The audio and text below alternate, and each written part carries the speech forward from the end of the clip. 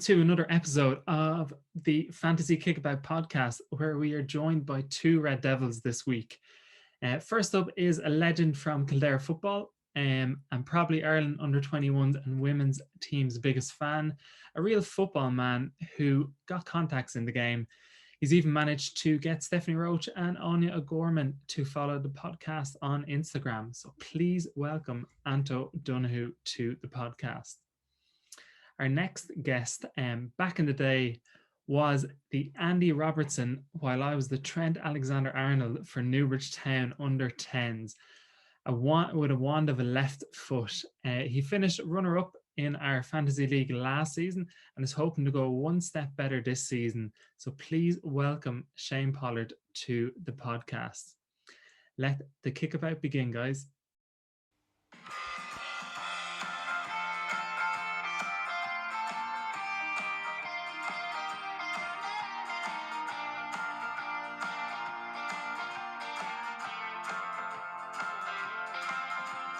So guys, welcome to another episode of the Fantasy Kickabout. How are we keeping, lads? It's been a crazy mad week in terms of results, and I suppose we'll start with the 9-0. We didn't intend to chat too much about United, but we can't really skip over a 9-0 record breaking win against Southampton. Shane, do you want to kick us off with what's your thoughts about the game and where United go from here? Well, I think the team selection was what I was actually interested in before kind of it all got ripped to shreds in the first couple of minutes with the red card. But Solskjaer choosing to start Fred and McTominay I thought was quite interesting because Southampton are a team that like to press, put under pressure, and actually in the first game we played them in, Pogba really struggled. He gets targeted sometimes by teams that like to press, so I thought Fred and McTominay was interesting. Then it didn't really matter because of the red card that happened so early. And I think because it was such an early red card, it just completely changed everything. There was no time for Southampton to settle into the match. And Luke Shaw was a bonus again, creating chances. And I think the one thing that I can really take away from it is Cavani has to start up front for Man United for the rest of the season. So he's a focal point, especially when we're going to be having more possession. Just someone who's willing to keep making that same run, keep making the runs, move the defenders around. Because if you watch Man United play, there's not a lot of players that like to get into the box. So just having him do that. And I think Solskjaer taking him off at half time was quite interesting because I know he had a bit of an injury, but it obviously means he realizes his importance as well. Yeah, no, definitely. I think that is a good point about Cavani, like whether he should start going forward in the future or not. But Anto, did you think United might have struggled when Southampton went down to 10 men? I know there was 89 minutes left on the clock, but did you see them struggling, or did you think here's a huge opportunity to bang in 4 or 5 goals? Yeah, no, it was definitely an opportunity, but the way United have been going the last while, you were definitely nervous anyway about how it was going to go, and how, especially like saying there, like likes of Pogba not starting, maybe lacking that little bit of creativity, even when there is a bit of space and all. But I think the thing that I took away from the game more than anything was, usually if that was maybe 2-3 years ago, United probably would have won that game maybe 3-4-0. That would have been it. But even you see, like the last couple of minutes, I know Southampton had a second man sent off, but there was still that desire to push on. It wasn't, we'd keep playing it side to side in our own half. There was definitely a desire to go and get the goals. And even I seen a clip after Dan James' goal, Scott McTominay shouting at him to get the ball out of the net, like to go again. And I think that's maybe a change of attitude a little bit. Like, not that like you're winning 9-0, what difference does it really make in the grand scheme of it? But I just think it's an attitude thing where, before maybe United would have lost that game even, especially when they were down to 10 men, Danny Ings or someone nicks a goal and stuff like that. And I think a little bit of that creeped in with the Adams offside goal that time, which I think should have probably stood it, for being honest. But I think that was the most positive thing I took from the night, was that they actually did drive on and got 6, 7, 8, 9, rather than saying, no, we've 3 or 4 and that'll do us. We'll take a handy now and we'll wait. And I think it was good. It's good for them just to build that confidence, because the last couple of weeks, maybe people have thought they've gone back downhill. Like, I still think they're a good bit away from being a proper contender for the title, but I definitely think it was a great way to kind of bounce back to a degree. Like, yeah, absolutely.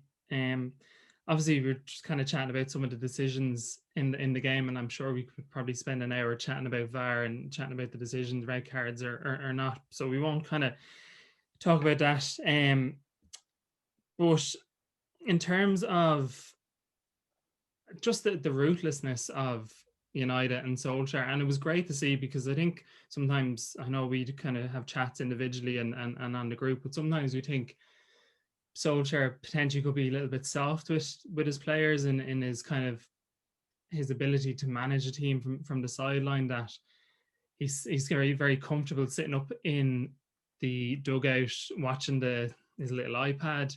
It was almost like a change of scenery, I felt. And I think once we got 4 or 5, or it was 4-0 up at half time, I think once we hit the 4, and again, in a lot of games, you see a team 4-0 up at half time, dominating, cruising, and then it just stays 4-0. But you just saw something different with United in that second half. And the fact you could bring off, we'll say, Martial and Van de Beek as well off the bench.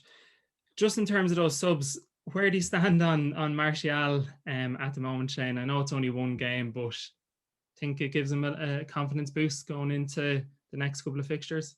Yeah, I think that whole game in general and the way that we continue to attack and go for goals can only help all of our attackers. I know you asked about Martial obviously specifically, but even, Rashford getting a goal, Dan James, I know he's not going to be in the starting 11 very often, but him getting a goal. But Martial specifically, I feel like I stood up for him for so long. And the end of last season, him as a number 9, I was really excited coming into this season. I thought we'd kind of found that front three that we're going to combine really well, interlink, switch positions. They're all very comfortable, that kind of modern number 9. But again, going back to Cavani, he's shown what a proper striker does and how it actually helps the rest of the team. Like, the wingers get more space, Bruno gets more space. Yeah, I do like Martial at times, but I've definitely got to the situation now where Cavani's not the answer because of his age, but that type of striker with the other players we have is much more necessary than a Martial type striker. Especially for games where we're going to have the ball, have possession, have territory. Yeah, I wouldn't be starting Martial at the moment, because I don't like Rashford on the right either. So that would be another reason. Yeah. Looking ahead to the game, obviously against Everton on the weekend, who would you start, Anto? Who would you go with your front three? Obviously, Shane mentioned Cavani and his influence on the team. He also mentioned his age, and I know a lot of people, I don't know if you've seen it, but a lot of people are kind of looking at the age saying, okay, Jamie Vardy's actually older than Cavani, and people kind of look at Cavani's age and say, oh, he's not quite able to play X amount of minutes, X amount of games. Where do you stand on that, Anto, in terms of Cavani, whether he should play every week and whether you'd have him in the team this weekend against Everton? Oh, I think, like, looking at the result the other night, you have to go with what we started with. Just like, I know you had to send it off and all that, but just the way they play together, even in previous games and them players have played together. Like, I think apart from Bruno, I think Cavani is the next man on the team sheet at the minute. Like, I think he brings more out of the players around him as well as his own game.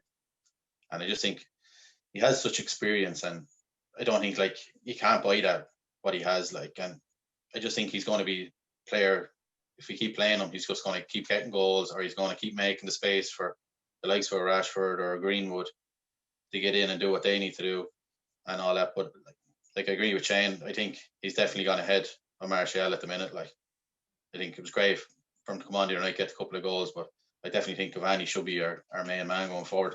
I think maybe to a degree, a little bit, when you play Rashford, Martial and Greenwood, to a degree, they're near enough the same type of player. They like to play in behind and a bit of pace and all. So I think when you have someone like Cavani, then it gives you that little bit of option, gives us the option if we need to, we can play a long ball to Cavani and play off him from there and stuff like that I don't think Martial gives us. So I definitely start Rashford, Greenwood, Cavani at the weekend if it was my decision. Yeah, no, I think I'd have to agree with that in terms of starting those front three. And again, you have Martial as that option to come off the bench. So he showed what an influence he could have on a game. I know different circumstances, Everton will be a different kind of kettle of fish, but he does bring something different, I suppose, when it's coming off the bench. Prediction, Shane, for the game against Everton? Against Everton? Yeah. Everton are a weird one. I keep predicting all season that they're going to like fall away because every time I watch them, I'm not that impressed apart from the first few weeks of the season. So I keep saying, that they're going to slide down the table, but we should go and win. As simple as that. Better team on paper. Should have a confidence boost after the weekend. And I think Liverpool and City playing on Sunday as well. There's a really good incentive there to do it. So we'll say 2-0. Clean sheet, like it. Yeah, I think so. Anto, predictions for Saturday? I'd go along the same lines. I think it's definitely a game we should be winning, especially like that with the Liverpool City game coming up. It gives us a real chance to put a little bit more pressure on there and pull a little bit away from Liverpool, even for only the time being. But no, I think Everton are one of those teams. Like a lot of teams in the league, it depends which Everton turns up on the day of how the game will go. So hopefully it's the poorer side of Everton that turns up. Score prediction then 2-0 as well, or? I think 2-0, yeah. Yeah, that's great to hear. A couple of clean sheets. Yeah, I don't know whether we keep a clean sheet against Everton just because of their attacking sense, and Calvert-Lewin has been obviously back amongst the goals. I think he went 7-8 games without a goal, but he seems to be back. Obviously got a goal the other night. Just can't see us keeping a clean sheet, but I can see us winning. So I think it might be kind of a similar performance maybe to the Aston Villa one back on New Year's Eve or New Year's Day, I think it was. So I'll probably go 2-1 to United. Obviously, Bodie touched on the Man City Liverpool game, but before we get onto that, we said obviously we said we wouldn't spend too much time chatting about United because obviously there's a lot of United fans in the group and on the podcast. So we said we'd kind of switch it up a little bit and chat about the relegation battle.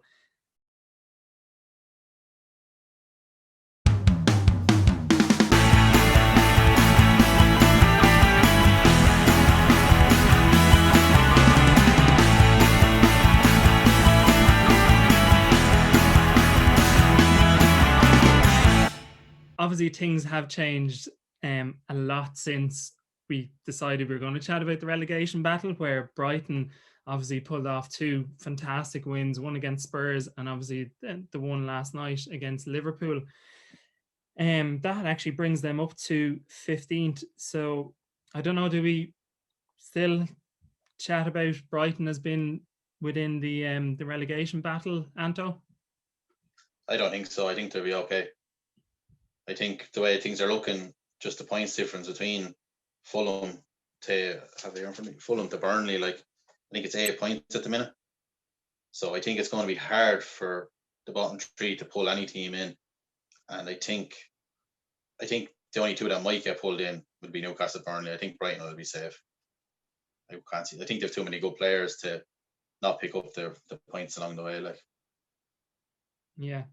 Shane, what's your thoughts on Brighton and their last 2 performances? I think I've watched a lot of football being on furlough for a lot of time the last 12 months. I think Brighton are one of those teams that they're managed really well, seem to make good signings. They kind of let themselves down both ends of the pitch, which is the most important part of football. Like they let in silly goals. They miss big chances, but they do 80-90% of the game really well. I'm actually really happy for them. I like what Graham Potter's done. I like the football he plays with them.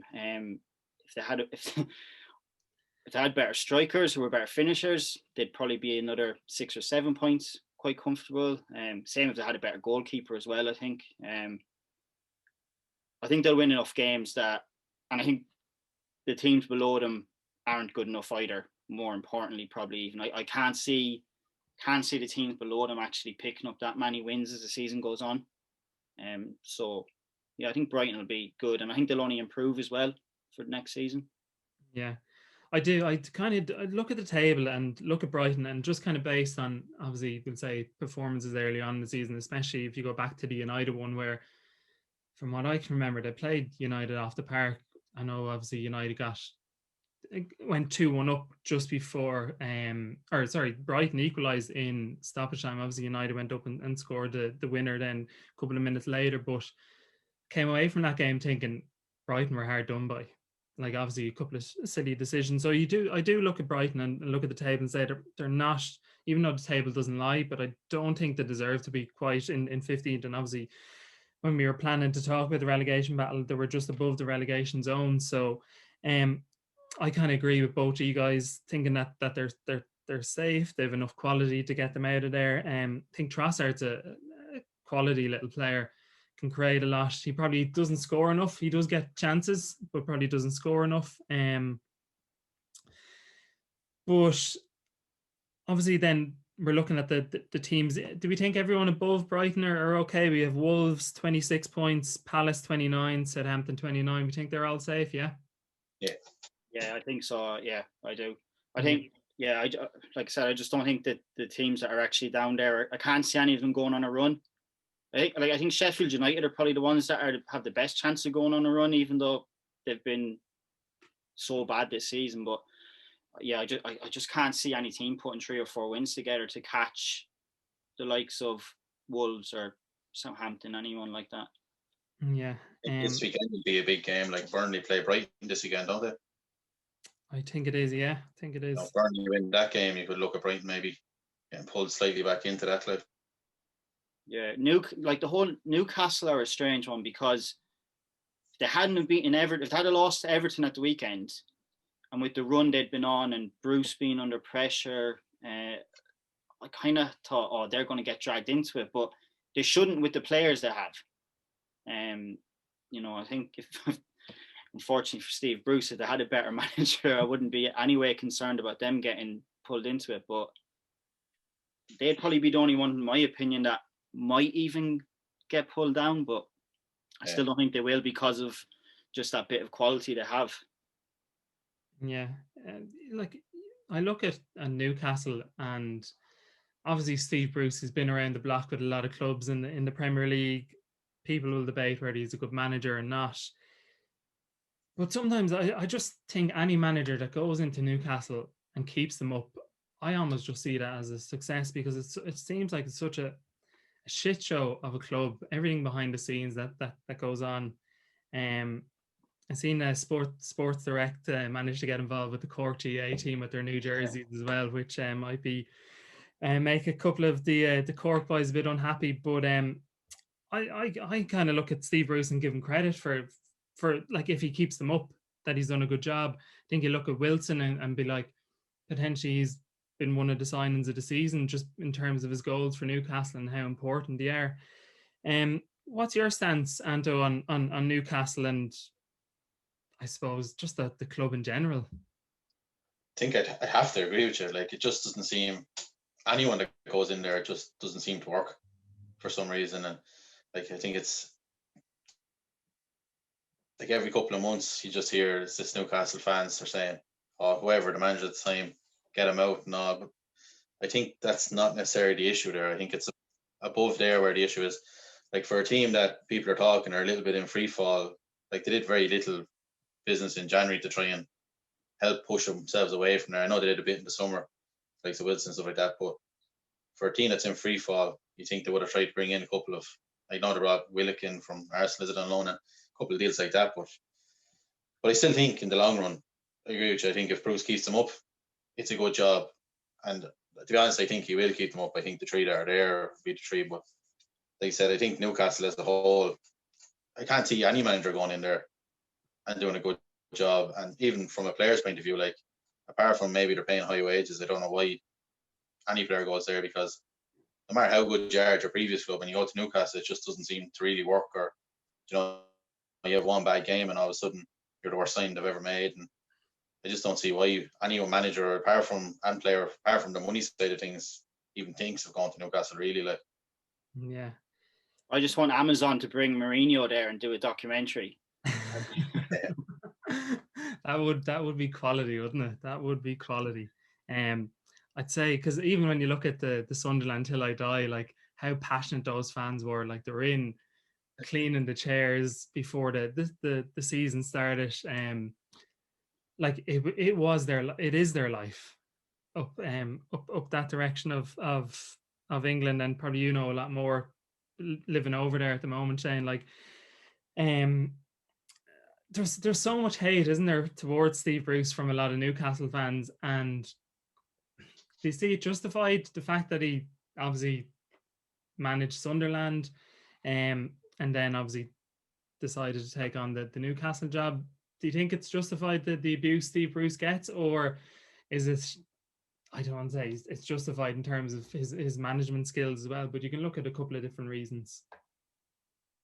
Well, I think with the Newcastle fans, there's an element of, like you said, whoever's there gets it, because they're just angry in general with the way their club's being ran.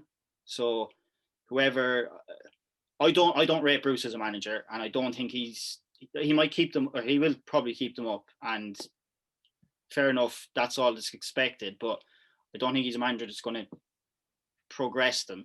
I suppose as a fan, it's probably horrible to watch this style of football, but I think Newcastle fans are just angry at their situation as a whole and what's happened with their club, because it is such an integral part of them as a city that, yeah, they're just fed up. You know, like you saw the Marseille fans going crazy the other night. Like, Newcastle would probably be the first English club to do something like that because of Mike Ashley.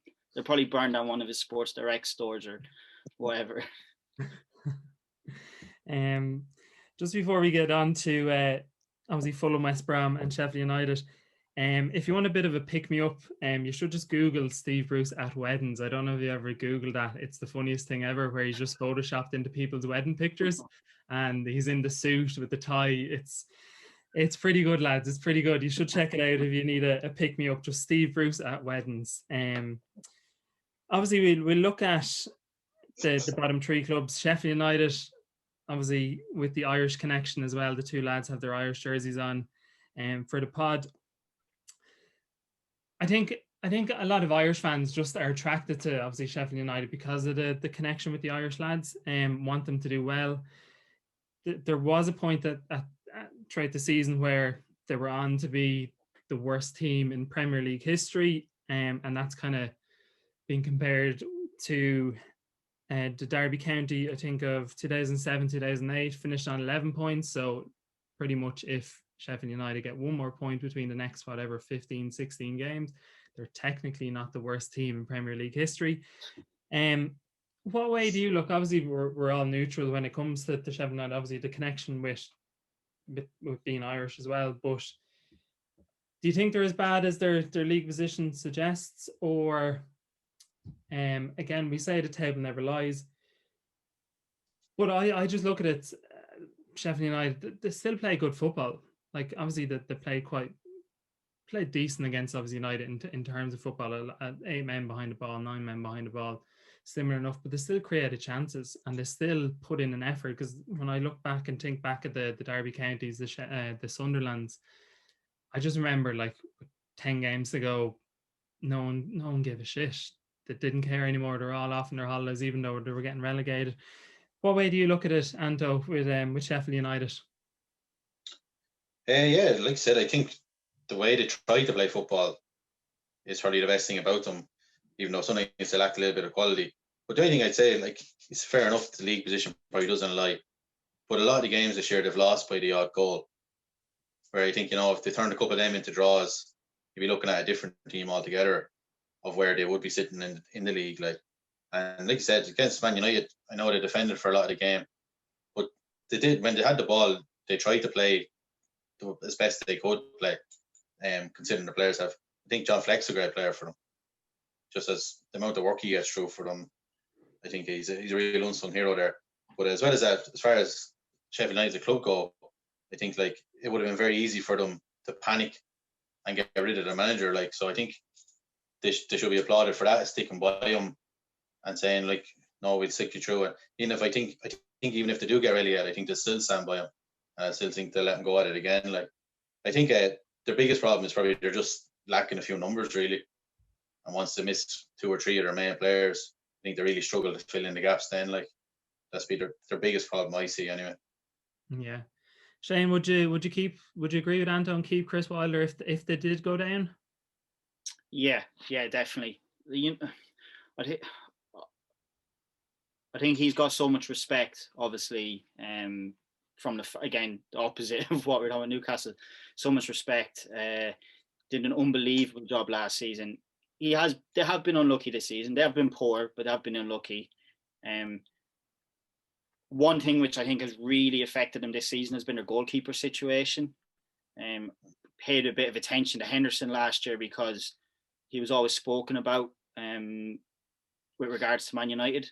You know, you always kind of kept an eye on him, and he was probably worth 10 points to them last season. That unfortunately for Ramsdale in goals, he's a bit erratic. He kind of reminds me a bit of like Pickford or someone like that. He's not a very calm presence behind the back line. And I think there's been a few matches this season where you've actually seen the defenders get like show that, you know, they haven't hit it when he's made a mistake or not control the situation well. But yeah, to go back to your question, I think they'd be crazy to do anything with Wilder, and probably a bit of a positive for them. I couldn't see many of their players being sought after, even if they did get relegated, because they're very suited to that system and that formation and how they play. Like, there's probably only 5 or 6 players that might actually get looked at by Premier League teams. I don't know if other people agree with that, but it's kind of the impression I get.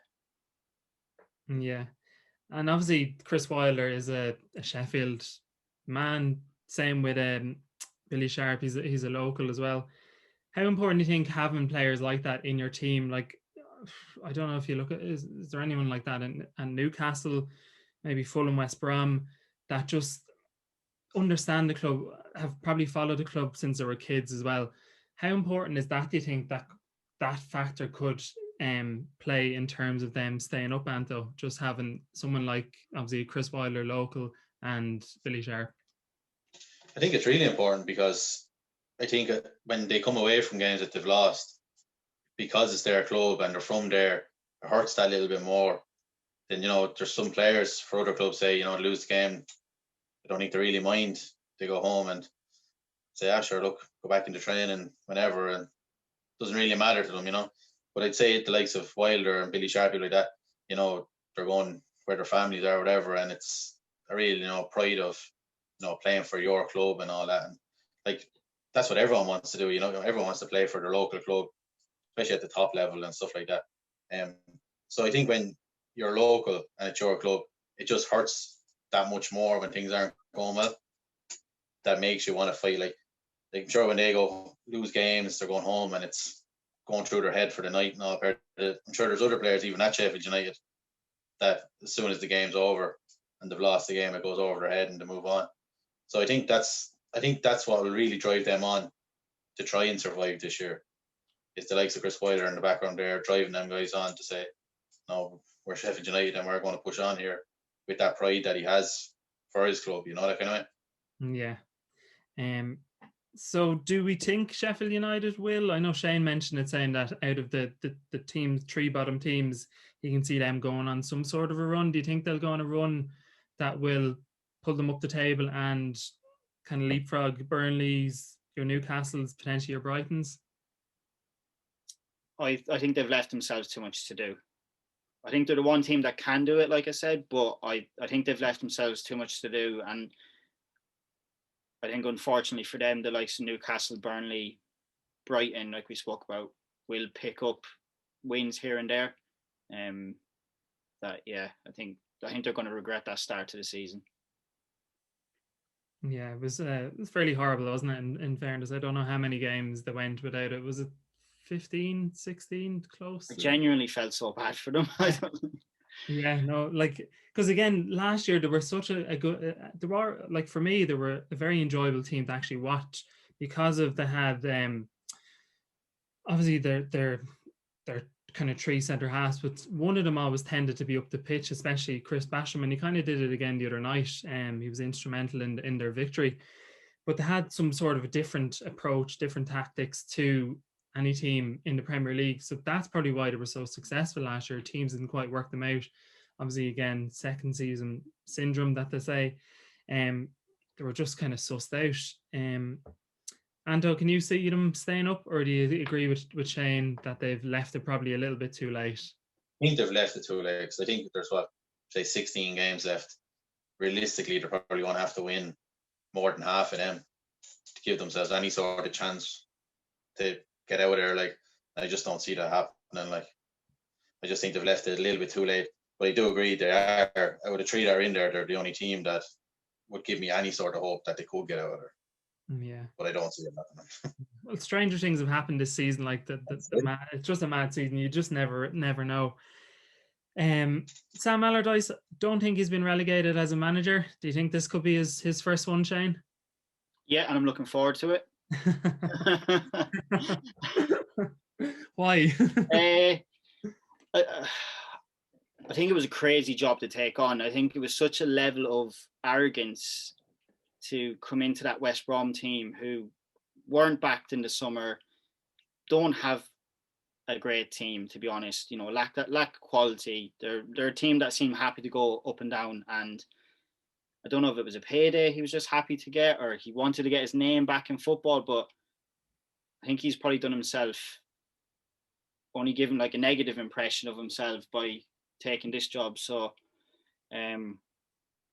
yeah, I don't really understand why or what he was expecting, or you know. Because I remember when he came in, I think it was within 2 games he was kind of complaining that the season should be remember they were thinking about that break because of COVID, and I just didn't think it sat right, and I think that was the moment when it kind of hit him. He was thinking, okay, this West Brom team are going to be a real struggle to keep up this season. What was that, like 2 weeks after he took the job? But I think, like, I posted it in the WhatsApp group the other night. They had 32% possession against Sheffield United, and I know we just said Sheffield United tried to play a bit of football and, you know, whatever, but to go to a team like that and have that amount of possession, and I know possession's not the be all and end all, but kind of tells you everything you need to know. But it is a classic Allardyce approach, isn't it, Anto? Oh, it is 100%. I don't think he's ever going to change what he does. Like, but they're terrible. Like, even to watch, they're so bad. And as a squad, like, even the quality of players is just so bad. Like, even if you're trying to name, if someone says to you, name 5-6 West Brom players, like, you'd struggle to name them, you know. So they're so bad. I've seen sat earlier on, they conceded 52 goals or something this season. Just crazy. And their keeper's probably been their best player. Yeah, Johnson's brilliant in some of the games I've seen them play. You know, like he's got them points that haven't deserved this season. Yeah. Shane, name 5 West Brom players for Anto. O'Shea, Robinson. Straight to the Irish lad. Yeah. I quite like O'Shea, to be fair. Yeah. He puts himself about, in fairness. Yeah. And I don't know if he has the quality, but yeah, I don't know. We'll see. But like, again, when they got promoted last season, I don't think he was in the team for much of the season, and I think only kind of towards the end they went on a run. And again, I think they struggled to even just about make the automatic promotion. But I suppose it gives Ireland a little bit of hope, where there's Irish players playing week in, week out, and he's one of very few. Maybe Hendrick, Coleman's kind of in and out of the team. But I think it's just the one win for Allardyce with West Brom was the 3-2 against Wolves. I was just literally thinking when we were chatting there about this is classic Allardyce.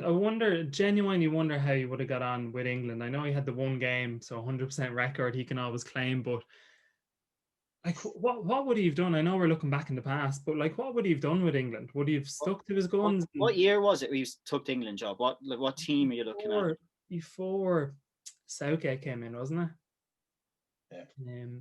Right, so you're looking at the So England were actually probably in a bit of a weird time then, anyways, weren't they? Like they were kind of in between teams.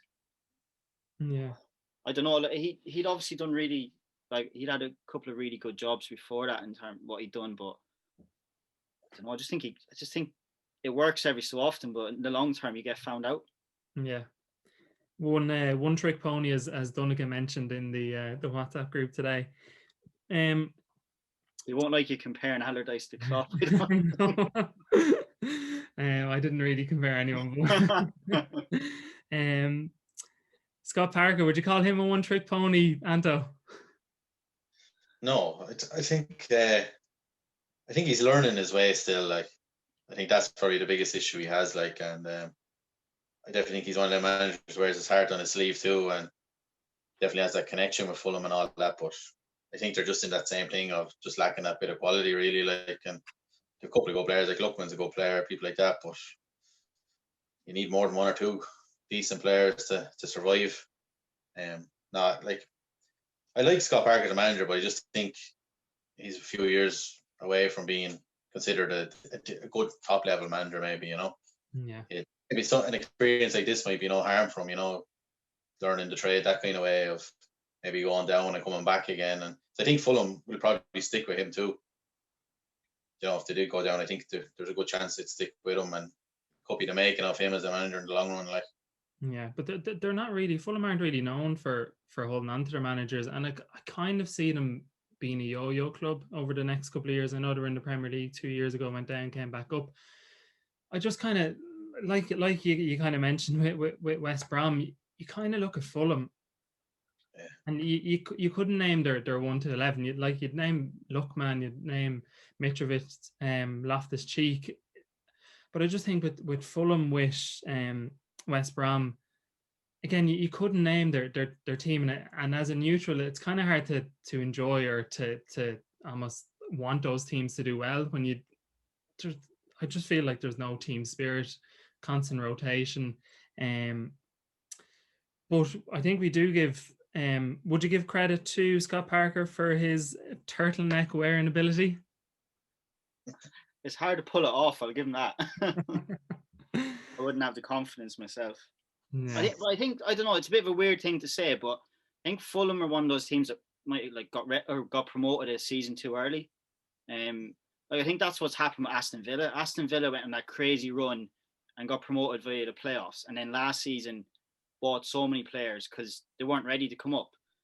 And then you see the difference in them this season by, instead of buying lots of players, they just bought a few key positions, and suddenly they're a very good side. And I think Parker, I was that Fulham team the first few games of the season. I thought these guys are one of the worst teams I've seen in the Premier League, and they've actually quietly impressed me as the season's gone on.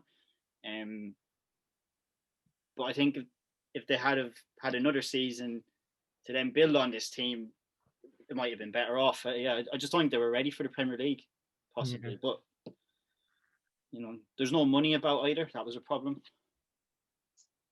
Yeah. I'm just looking here. Fulham and West Brom 2 wins each. Sheffield United have 3 wins.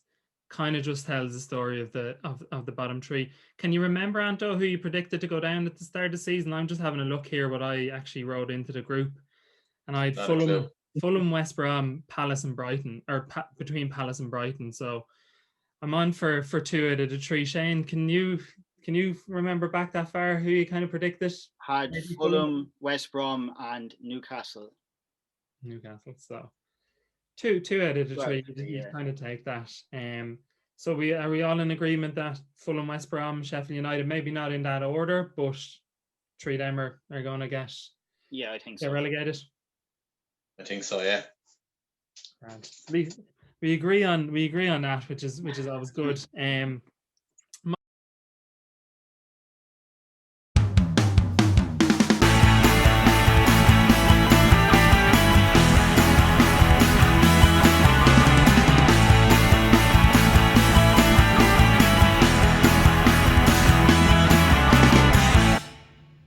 moving forward then to obviously this weekend. I still think it's a huge game. I really, really do. Between obviously Liverpool, City at Anfield. Obviously, it's a huge game from United's perspective, because if Liverpool could pull off something, whether it's a draw or grabbing a victory against City, that would obviously help out United in terms of kind of competing with City up there at the top. Obviously, back-to-back defeats at home for Liverpool. The lads are obviously in our group are very unhappy with kind of how things are going, and as you would be. But I always think Liverpool City, over the years, I was trying to think back. I always thought Liverpool going into those games, regardless of what kind of league position they were in at the time, always kind of seemed to go in there with a bit of fire in their belly. And I think Liverpool have won 6 of the last 7 games against City at Anfield. So it just shows obviously home advantage. Usually in front of a packed out stadium. Where do you see, Shane, the key battles? Because a lot of people look at Liverpool's front line against maybe City's defence, or City's front line against Liverpool's defence. But I personally think it's midfield. I don't know if you agree with that, or you look at elsewhere on the pitch. Yeah, well, obviously I knew we were going to have a little chat about the match today, so I had a little think about it earlier. And obviously Liverpool have their injuries at the centre backs, and they brought a couple of new lads in. We don't know who's going to start or whether they'll stick with, because Henderson's been quite good actually playing there, but they miss him in midfield. So I actually think the most interesting thing for me is Jesus has started the last 2 games for City, scored them both. Guardiola tends to not play a striker in a lot of these games, so will he pick Jesus to have someone right up against the centre defenders and kind of occupy them and cause them trouble? Or will he play this whole false 9 and, maybe try and drag them out of position and, drag them out wide, whatever way he wants to do it? And kind of, because I think if Guardiola kind of goes, we're just going to play it our own way and go for it, that will play into Liverpool's hands and they will get chances. But I wouldn't be surprised if Guardiola just doesn't play a striker and just tries to control the game and kind of keep it at a slower tempo and stuff. So, yeah, that's what I was thinking earlier. I'm interested to see what way he's going to try and get at that Liverpool defence, whether it's by playing a striker or not playing a striker. And who could you see them playing in that false 9 position if he doesn't go with Jesus, Shane? Because obviously De Bruyne kind of played there for a couple of games before he got injured. Sterling's kind of been in and out of there.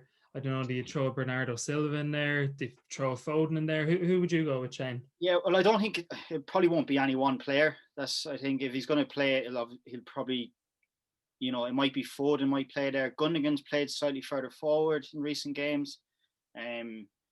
So between himself, Sterling, whether he starts Bernardo Silva or Torres, any of those kind of players, I think you probably might just see a bit of rotation with them. He doesn't seem to trust Jesus, so I think that's what he'll do. But I don't know. It's going to be an interesting battle to see. Yeah, absolutely. Anto, obviously Shane touched on Henderson going back into the centre back, and he has done quite well.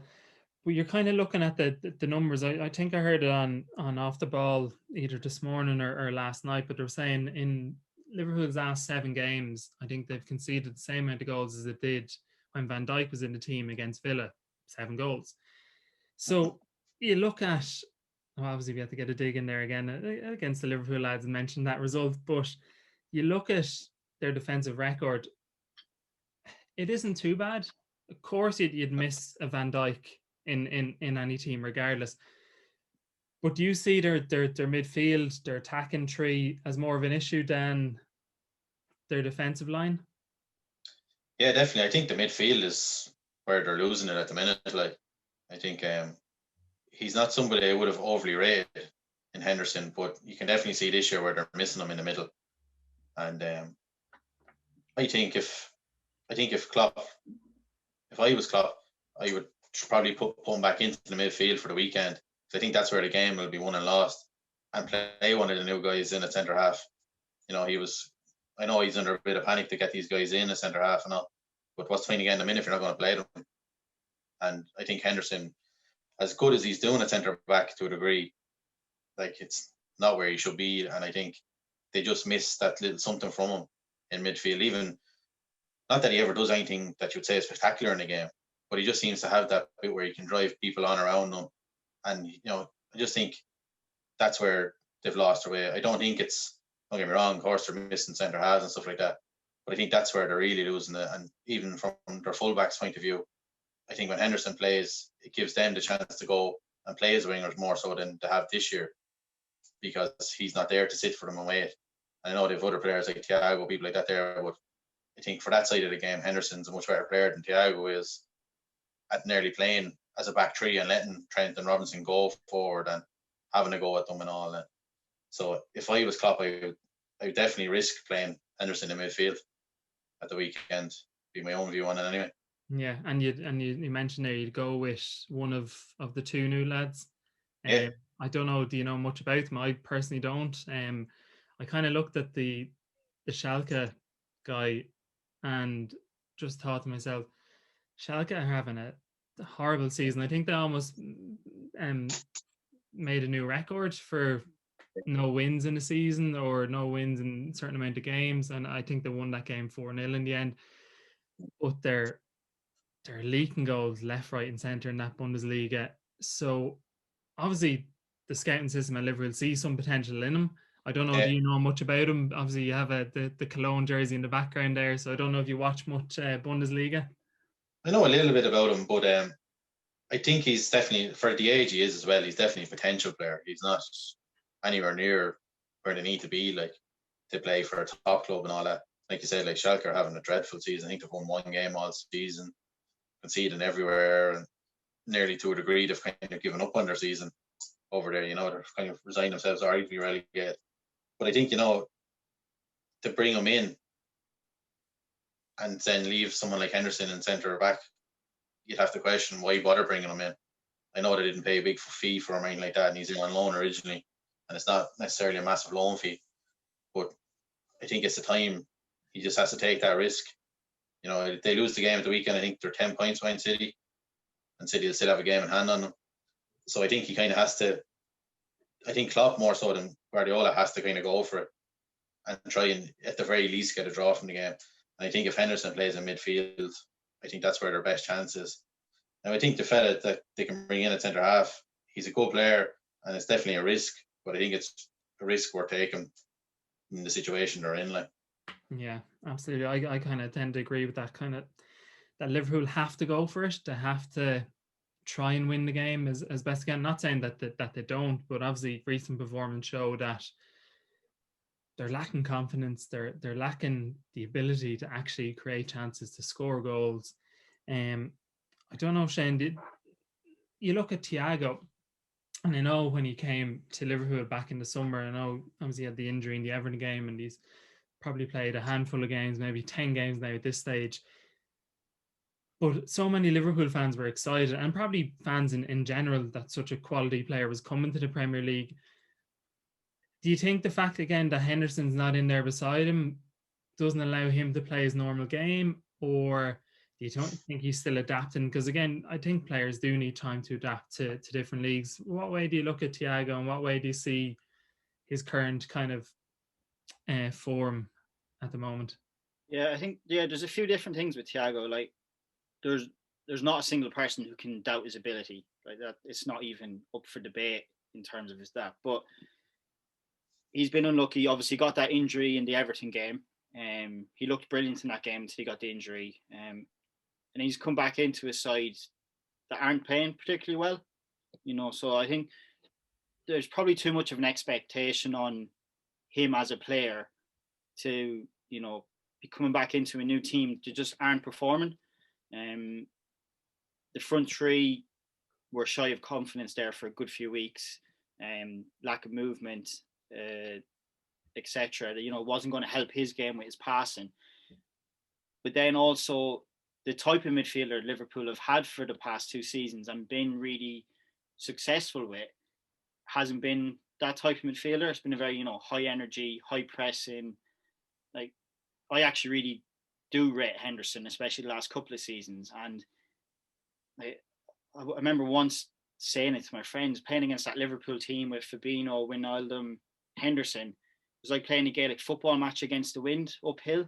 Like the ball just kept coming back and just relentless. Like it just would wear you down. And I'm guessing Thiago was probably bought because they were going to have matches where they had lots of possession and they were going to be very dominant. But because he's not had maybe Henderson or Fabinho beside him to kind of allow him a bit more freedom to play with that, I think they've just been quite unlucky, to be honest. I think they have been unlucky.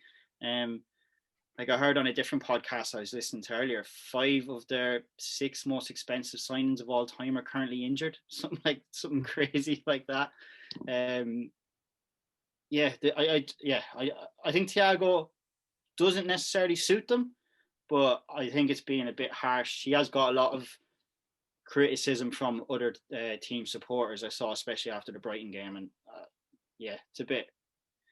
it's a bit much, I think, this early on in his Liverpool career. Just before we move on to kind of a bit more about City, just one thing I noticed about Thiago is like the amount of fouls he gives away is incredible, and he gets away with them majority of the time. Like Fernandinho. Yeah, honestly, he should be booked 3 times every game. I've watched him play so far. What? So Anto, how good have City's defense been? And I'd seen a lot of comparisons in the last week of obviously when Van Dijk came into the team and it transformed Liverpool. They're showing, based on stats, Diaz has had a greater impact at City than Van Dijk did at Liverpool within the first 20 games, 24 games.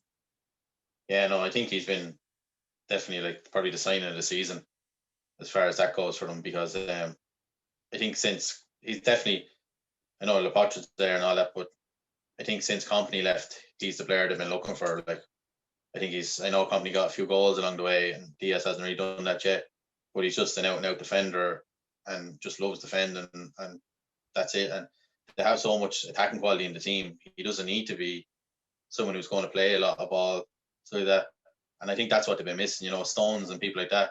And Laporte, they're ball playing centre halves, I'd call them, where they like to play the football and all that. And Diaz doesn't really seem to have that at the minute from the bits I've watched him. He just wants to slide tackle lads and block lads and do all that, clear the ball. And after that, he doesn't care. And he just wants to break it up and let Sterling, Mahrez, all these guys go, De Bruyne when he was fit, go play football. And I think that's what City have been missing. Like, and considering, I'm not 100% sure on the price tag, but I know it wasn't crazy money in today's world of what they paid from. Like, I definitely think he's been the find of the season. I think he's really solid there, and he's just kind of, I think they've conceded 13 or 14 goals this season in the league. And I think a lot of it's got to do with bringing him in, really. Like, I think he's their star man, to be honest, as an unsung hero, kind of, to a degree. Yeah. And 5 of those goals were obviously against Leicester in the second or third game of the season. So it just really shows the influence he's having. Yeah. Obviously, John Stones has resurrected himself in his career and scoring goals now. It looks like he's enjoying his football. I think a lot of people at the start of the season would have said, City fans would have said they would have been happy for John Stones to be moved on, to be transferred out of the club. It's nice to see in a way, isn't it, when a footballer is able to turn their career around. And I don't think anyone, again, doubted his potential. I think there was things that needed to be worked on, and whether that's a result of hard work from Pep and his coaching staff, or John Stones just knuckling down and putting in the hard work, or obviously a combination of both. Do you think obviously it's shown at the moment, but do you think in the long run Stones and Diaz, Shane, is the partnership for City, or can you see Laporte forcing his way back into the team? Yeah, it's tough, isn't it? Because like Stones really liked him from his Everton days, and he was brilliant when he first came to City as well. And maybe like Anto was saying, like having a defender like Company there, to complement him was really good. But then Laporte, it's one of those things, isn't it, where when a player's injured, they're never as good. When Laporte was injured that season for City, people were talking about him like he was the best defender that had ever played in the Premier League and how much they missed him, and they couldn't play their football without him. So I don't know, it's a really, really tough one. Like, it was interesting at the weekend they played Laporte left back, which was weird because they kind of just played three centre backs, and then Cancelo went and played everywhere else in the pitch. So maybe they've found a way of kind of incorporating all three of them, because he obviously doesn't trust Mendy or even Zinchenko to play left back. So I don't know, really. It's a weird one. Stone's playing well, exceptional, but if say City were playing a Champions League final tomorrow and you had to pick two of them to play centre back, you'd probably still be the one that you would put on the bench, I think. Yeah. I think, like you said, when Laporte came in, and obviously last season when he was out injured, I almost feel sometimes when a player is out injured, it's almost brought up a notch in terms of their impact on the team. Obviously, like Anto mentioned, Company, that they hadn't really replaced a defender, or replaced Company with a new defender. But I think just at the moment, there's no one getting in between Stones and Diaz, whether it's the opposition or Laporte trying to push either of them out. But you mentioned obviously Cancelo and his influence in the game. Do you think he'll have a heat map, Anto, like he did in the last couple of games, where I don't even know where his average position was? Potentially was an attacking midfield player. Can you see him playing in a similar role against Liverpool on Sunday? Yeah, I would agree. It wouldn't surprise me if the three centre backs play on Sunday and Laporte plays left back. It wouldn't surprise me, and then that would open up obviously Cancelo to go a little bit and play. And I think with the midfielders having like Rodri, Fernandinho, they have the cover there to kind of almost let Cancelo go and play anywhere really. And I think when he first came, I didn't really rate him a whole lot, but I definitely think the last little while he's come on leaps and bounds, and he's nearly like that modern fullback, where might necessarily be the best defender in the world, but can get forward and can create and can score a peach, even if there might have been an offside beforehand. But I think City will play that back forward the weekend. I think the three boys will play, and because I think Laporte will obviously go up then against Salah. I think that'll be the thinking there. I wouldn't trust Mendy to walk me dog, so definitely not be playing. And then Zinchenko, he's one of them. I think he's blessed to a degree to play in the team he does. I think that makes him look a little bit better than what he is like. So I think Cancelo will definitely get the freedom to play. And I know Mane, there's talk he's still going to be injured and stuff like that, but I definitely think there won't be anybody necessarily tracking Cancelo going the other way, kind of. So I think he'll definitely give him the freedom to play a little bit more. And I think that's one of the game plans City will be going with anyway. Yeah, like just when you mentioned that Cancelo potentially pushing up the field, leaving three obviously City defenders, that could potentially be an opportunity for Liverpool and Liverpool's three front men. I know they're not on form at the moment, but if you have Salah up against Laporte, Firmino, I know he's not an out-and-out striker, so he's going to be dropping a lot. But if he was able to push up that little bit more, and if Mane was to play out in that left wing and Cancelo's pushing up, that could potentially leave a 3-on-3 and an opportunity for Liverpool to obviously expose that. But I kind of look at it as in Pep Guardiola, we know, just goes with what he knows. And he'll look at that and say, like you said, Anto, Cancelo will get up the pitch, but no one will track him. And he's happy enough, he's confident enough that those three lads at the back will look after the Liverpool front three. Could you see anything going wrong in that sense, Shane, for City if they were to leave a couple of gaps by? Yeah, I was just trying to rejig my memory a bit there, but I feel like I have lots of memories of in the last few seasons of Trent doing crossfield balls to Robertson coming in against City and goals coming that way.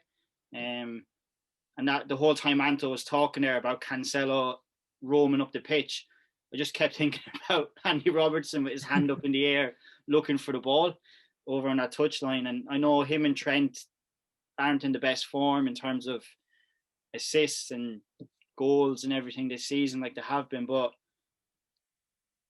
yeah, I can just see, at the same time, I don't know if Kyle Walker's back or what the deal. I wouldn't be shocked if Kyle Walker played and Cancelo played, and whatever way Guardiola fits them all into a team, who knows, Cancelo could kind of be playing in midfield almost. But yeah, it's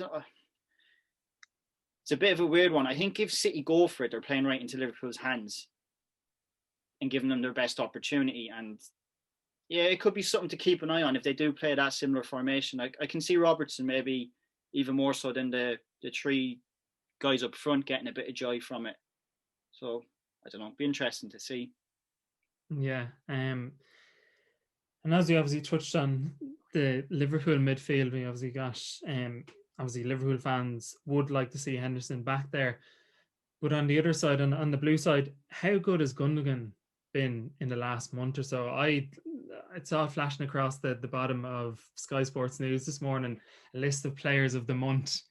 And the minute I saw Gundogan, I was like, 100% he'd be my player of the month. It's like it's like he's come out of nowhere. Like, I know he's always had that talent, but he's been in and out of the team. Obviously, we'll touch on fantasy football in a bit, but he's never someone I'd ever had considered to put in a fantasy football team purely because he's in and out of the team. The fact that obviously Kevin De Bruyne is out for the next couple of weeks guarantees him a midfield position, but he pretty much cemented it down while Kevin De Bruyne was there. How impressed have you been with him, Anto? Very recently, I think in a weird way, I think the De Bruyne injuries probably brought him out a bit and has made him stand out, and I probably given him a little bit more freedom to go play a little bit. And like even the last few weeks with the goals he's getting, he just seems to be that player that's just popping up at the right time in the right place. And from a player for a couple of years, because he's at City a good few seasons now, like, and he's never really set the ground alight, even though we always knew he had it in him. But I think with De Bruyne being injured, he's kind of been the one that's been given the responsibility to go and get up there and attack and score the goals and all. Like, there's no doubt he's been quality. Like, I agree with you. He definitely should get player of the month, like, for this one coming. I just think his all-around game has just really come to the fore. But in a weird way, I think it's because De Bruyne is injured, like, and I'm sure City fans will definitely want De Bruyne back. So I don't know how that will affect when that happens. But yeah. I think then, like, Pep will have to look at it and say, you can't sacrifice this side of his game anymore. That he's just going to have to figure how to work it out with the two of them in there when the time comes. But no, he's definitely, I think him and Diaz have been the ones that really pulled City along these last couple of months to the stage where people are saying, oh, City are going to walk away with it and stuff. I think they're the two players that have really been the catalyst to that. Like, yeah, I think it was, I don't know if memory serves me right, but Gundogan, I think he might have been one of Pep's first signings. I think he had a bad injury. He's out for nearly a season or something at one stage.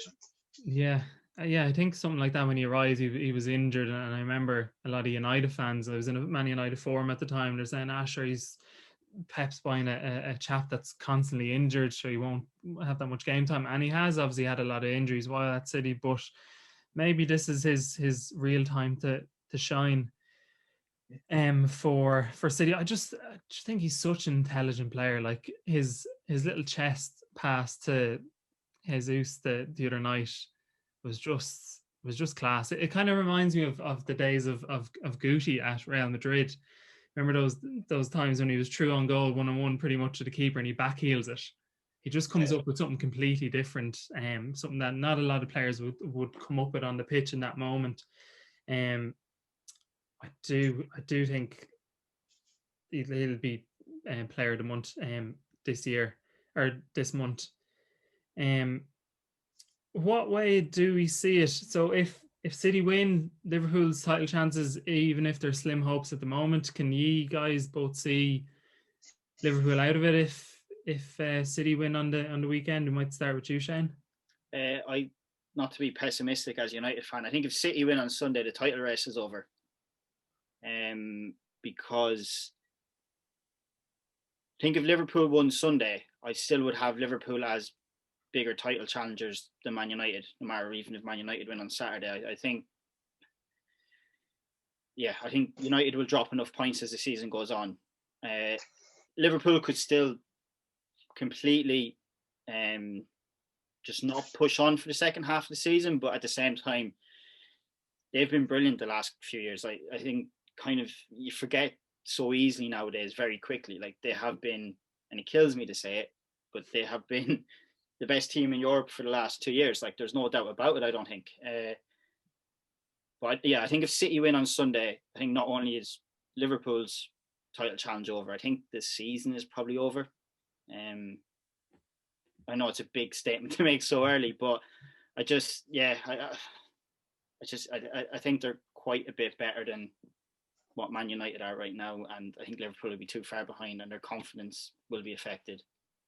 Yeah, Anto, are you as pessimistic as Shane is? If if City win on the weekend, is that the league done and dusted, or what way do you see it? Well, I think if City win, yeah, I agree with Shane. I'd say they're very, very hard cocks. You look then to beat City, they go 10 ahead of Liverpool. The game in hand still on Liverpool, so you could be talking potentially 13 at that stage. I can't see the way City are going at the minute losing that many points along the way, and Liverpool not losing them points. I agree with Shane. Even now, I still think Liverpool are probably still more challengers than United. I think as United fans, I think we're all, to a degree, living in a little bit of a bubble of we're happy to be where we are. We don't know how we got there, but we'll take it.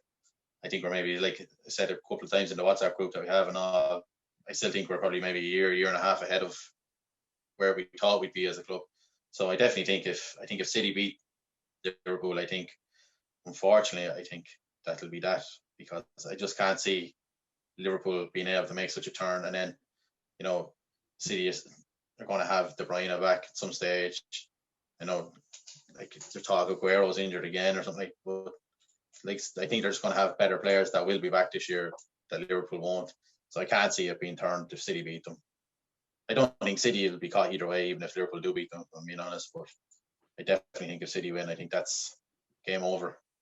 Yeah, because that was going to be my next question. If Liverpool were to pull off some sort of result, would it give you a bit of optimism that there's still a chance for United or even for a Leicester to potentially, or even Liverpool to claw themselves back into it? I think just as a season, just to keep it interesting thereabouts at the top, I think the best outcome, and obviously as United fans we'd want something like this, but a Liverpool win or even a Liverpool picking up a point, just to keep things interesting at the top. Otherwise it's going to be, I kind of agree with both you guys, it'll just be City kind of in a league of their own, and then everyone else in a different league underneath competing for second, third and fourth. So it's mad how quick it's changed though, because even say 6 weeks ago, maybe, some say Christmas time, we were talking about the two Manchester clubs, Liverpool, Tottenham, Chelsea. Well, Chelsea were top of the league the start of December, I think. That's what we mentioned actually. The 5th of December, Chelsea were top of the table. People were talking about Aston Villa going for Champions League. Southampton were up there. Like it was gearing up to be such an exciting second half of the season, and then City have gone on this run where they've just they kind of started doing it where you weren't really paying much attention. Like when you guys were talking about Gundogan there, I remember the match that made me pay attention to City this season was when they went to Stamford Bridge, and there was about a half an hour in the first half of that game, which was the best football I'd seen all season. And Gundogan and De Bruyne, Sterling were the reason for that, and Foden actually was brilliant as well. And it's just mad to think that they've just quietly gone about their business, and now they're looking kind of ominous. And it's that defense. You always thought they'd drop points because of the defense, and I never really took them seriously as a Champions League contender, because you always thought if Liverpool had a bad game, they'd lose 1-0. If City had a bad game, they could lose 3 or 4-0. And it just seems different this season. Yeah, it's it has been a strange season. It has been, like, even the fact that City dropped points against West Brom. Like, I know obviously Liverpool did, and Man United certainly struggled against West Brom, but not Allardyce's West Brom, though. That was Village. That is true. That's a very valid point. So we all predicting a City win. I know my heart probably wants to say a draw, but I just can't see just the current form with Liverpool confidence down. I can see a 3-1 City win. What about you? What about you, Anto? Yeah, I was going to say the same as you're talking about there. I thought 3-1 in my own head. So I just think City, to a degree, can smell blood there, and I think they'll just go at them on Sunday, and they know, to win that game, they've probably killed Liverpool off to a degree, So I think City will go for it. I think they will win comfortable enough in the end. Yeah. So final word to you, Shane, on Liverpool versus City. Like I said earlier, I think it really depends on how Guardiola approaches it. If he does smell blood and go for it, could play into Liverpool's hands, and who knows then if Liverpool get that kind of game. But I think it's just too hard to rule out their form. I'll go for a 2-2 draw, though. Okay, I'd take that right now, to be honest. Take that right now.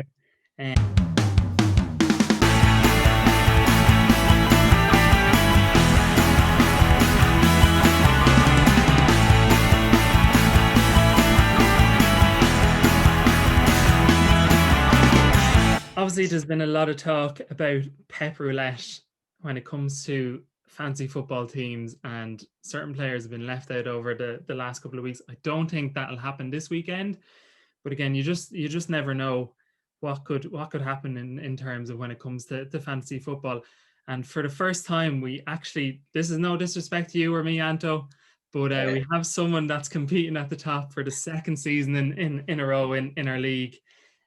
So I think people will be more interested to hear how Shane's approach to fantasy football than either Anto's or myself. Obviously, Shane, you don't want to be giving too much away, because at the moment it's looking like a 2-horse race between yourself and Craig in our league. I know there's one or two potentially catching up. I reckon the top 10 are still in it. I was looking at it earlier. Taking the pressure off himself in fantasy football. Classic management talk, isn't it? How are we getting on this week, lads, with fantasy football? Shane, I might start with you since you're top. It's hard picking a captain this week. Sorry, I'm just getting my team up. I've really struggled with picking a captain. At the moment, I'm currently on Bruno, playing against Everton. Yeah, because I've got Salah. I've had Salah for ages now, and he's obviously not done it apart from that one game. But playing City, yeah, I'm really, really struggling with my captain. I've almost thought about making a transfer and making that person my captain. But yeah, I don't know. Maybe Grealish against Arsenal, because they're missing Leno and Luiz. But yeah, I think it's a really interesting week. I don't think there's many fixtures you can look at apart from maybe, I think Chelsea are playing Sheffield United. If that's correct. Yeah. Again, maybe, to be honest, I'll have a little look and see what Tuchel does tonight. In terms of who's starting for them, it might be something I consider. But it's one of those good weekends where there's not really a match that stands out, or a couple of matches that stand out where you think, right, I need to get. That's where the bulk of the points are going to come from. So yeah, it's one of those really interesting weeks, and like looking at my team here, I'm not really sure where the points are coming from. Well, I'm just having a look at your team from this game week. So obviously there's still Chelsea Spurs to go tonight. But have a look at your team here. You had Justin on the bench and you had Soucek on the bench. So you could have potentially been sitting on 90 points at the moment. You're on 76. Obviously, no players still to play. So still a good week. And considering 76 points when you captain Salah and he draws a blank. And it's kind of similar to my team. If I captained anyone else, including Martinez, I would have gotten more points Captain Salah. My subs have killed me this season though, because I've gone with the mindset this season because I thought there was going to be lots of rotation with the congested fixtures. So I've always had subs that were actually playing. And just obviously, inevitably, I've had subs every week. I've had a sub that's probably got a double digits. Like I had Watkins when he got a hat-trick against Liverpool earlier in the season, which absolutely killed me. So yeah, I've had Soucek twice now, the last 3 game weeks on the bench, and he scored goals. So that's spoiler alert, he'll definitely be starting for me this weekend. And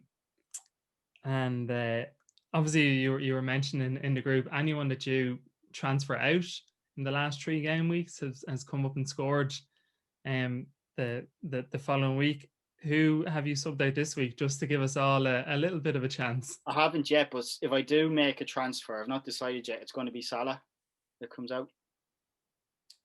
But I'm thinking about doing it so he gets a goal against City. That's good. That's a good approach. Anto, you went from 42nd to 41st. Oh yeah, first time in a long time. Things are on deal. You went with your free hit this week, didn't you? Yeah. Yeah, and 67 return. Again, you Salah as captain as well. Still have Son to play. Yeah. Actually, you had Soucek and Justin on the bench as well, so similar to Shane. Gundogan, yeah, couple of City lads in there. What are you thinking, kind of going forward for the next game week? I know it's a quick turnaround on Saturday or for Saturday. I'm probably near enough stay to what it is, because I think that's been my biggest issue, is just keep changing. You know, just one of them, you know, you're like, your man's played well this weekend, sure, we'll get him in, and then sure, 6 or 7 weeks of him doing nothing. Then I think that's been the problem that I've had this year. But no, I think I'll just sit for the minute, really, and just let it play out for the next while. Might get into the top 40 yet, you know. To be honest, Anto, I was down there, which this last week, even just last night, was my biggest jump from 35th to 31st. So things are on the up. I think it's my second highest game week, 84 I got. And like I was saying, similar to Bodie, Captain Salah obviously came off with 4 points.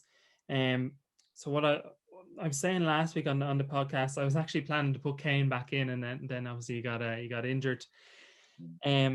Kind of my approach at the moment is looking at those double game weeks, and I believe either game week 24 or 25 are going to have double game weeks. I think it's for Leeds, Southampton, City, Everton, Villa, and someone else. So that's what I was kind of aiming towards after getting Martinez in, Grealish and Watkins in the last 2-3 weeks. Brought obviously Gundogan in 2 weeks ago.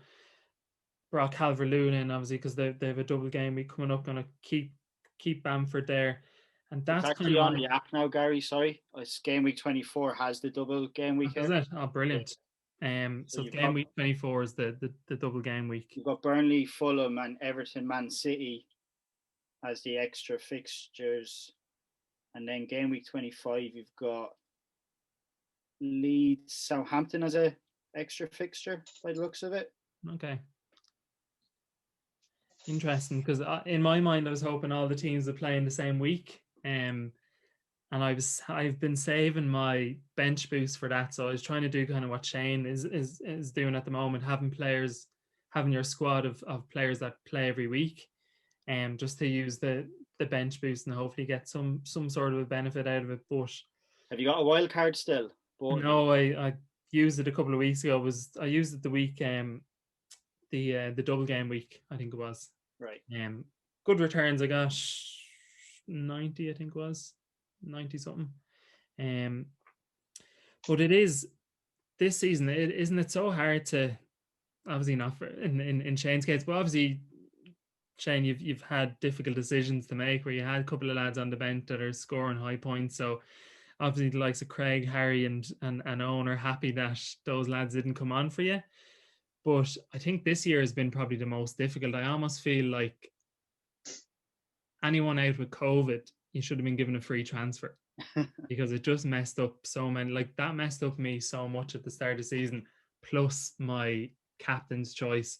I think in the first 9 weeks, 10 weeks, I had one captain that scored a goal, and everyone else just got the 2 or maybe 3 points, and that was it. And I think Bruno was the only one that I captained that. Yeah, I kept refusing to captain Bruno because I've got it makes it twice as bad when you watch a bad Man United performance if you've got the players in your fantasy team. So yeah, I've got a weird thing where Bruno's the only United player I have in my team, and he's only in there because you have to have him there. Yeah. I'd rather have no United players because I don't like watching it at the match. It just annoys me more. I'm kind of the same. Anto, I think you've had the United players pretty much from the start. I know you had Cavani in for a while as well. Yeah, he was in for a while. He's gone back out now for a minute. Just it's hard you need to get them. You need 3 or 4 players in your team that are just going to pick up 4, 6, 8 points every week. I think that's really the key, and like players that are maybe like considered pretty average players, really like so Antonio, Bamford to this season. Your man Soucek this year, like the last month, sure, he must have got 30, 40, 50 points himself, like the goals he's getting as well. Like, yeah. So I think that's the key now. So that's where I'm trying to stick with what I have. Yeah. That's not a change though. No, yeah, exactly. That's the joys, I suppose, of fantasy football. Shane, kind of when it comes to the fantasy football, what is your winning formula? Because obviously you finished second last season. You've already picked up a manager of the month this season. You had one last season. Obviously, I think Harry pipped you to the title last season, but just looking at the table, Harry's again not too far behind, about 60, 70 points. Yeah, like what approach do you take to it that you're always consistently up near the top? I think so. I won't bore you too much because it's not that interesting, but I quite often pick a team.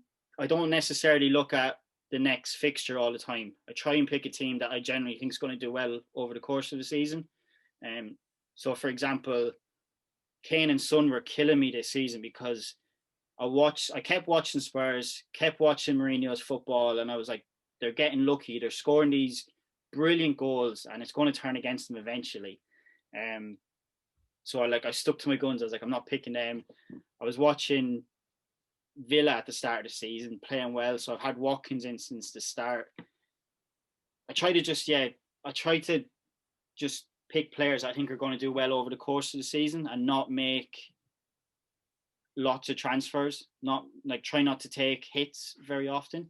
And then the other thing I always do near the end of the season, this is my little secret now, is when the bigger teams if they get knocked out of Europe, or if their team's playing in Europe, I'm very much pay attention to that because of rotation. So if, say for example, City were starting to pull away a little bit, but they were still in the Champions League, I probably wouldn't have any City players in my team out of fear of not playing. But yeah, I don't really have any secret formula as such with it.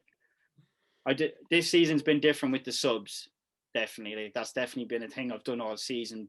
Not because of COVID, just because of fixture congestion. I just expected there to be more rotation. And it's just heartbreaking if you have a couple of players that get 0 on your team. So I don't know, Anto, did you take any notes there listening to Shane for going forward? But I suppose the one good thing about a league like this, and we mentioned it a few times on the pod, is that you could be in 31st position, you could be in 42nd position, you could be whatever position, but you still have an opportunity of winning your money back, your 20 quid back by winning manager of the month. That's certainly a target of mine. I'm sure it's the same for you, Anto. Oh yeah. What's your aim at the moment in terms of to catch up with, I don't know, 5, 6, 7, 8, 9 people ahead of you? Because I think you're after hitting a good bit of form over the last few weeks. Yeah, no, if we can get up into, I suppose, in around where you are now, something like that, maybe be the aim. We wouldn't go too high, you know. Want to be down. Yeah, no, like that's. I was saying it to the lads last week. That's Yeah, catch me. That's all. That's all. I was saying it to the lads last week. Last season in fantasy football, like again, just had such a horrendous start. Captain's choices, and again taking a lot of points hits at the start of the season, and I was right down the bottom. I think it was bottom 3 for majority of the season, and then once kind of the restart came in June, and I brought Fernandez in. Greenwood obviously at the time was I think 4.5 mil, and Rashford. I went from 18th, maybe 19th up to 11th, which I was delighted about. So I'm hoping for some sort of a turnaround in the second half of the season, to even kind of claw my way back up, maybe as far as 20th, maybe a little bit higher. If I could get there, I call that a successful season and build on it again for next year. Lads, we might wrap it up there. The third episode. So thanks very much, Shane and Anto, for joining us, and thanks for all the non-biased insights to the game on the weekend as well. I know, obviously, we would love to chat more about United, but we want to kind of make it a podcast more about just football in general and different types of conversations. So I hope you lads enjoyed it. And we look forward to having you on the pod sometime soon. So just a reminder, guys, check us out on our Instagram. Podcast will go up on YouTube, Spotify, Apple Podcasts as well. So until next week, we will chat to you then.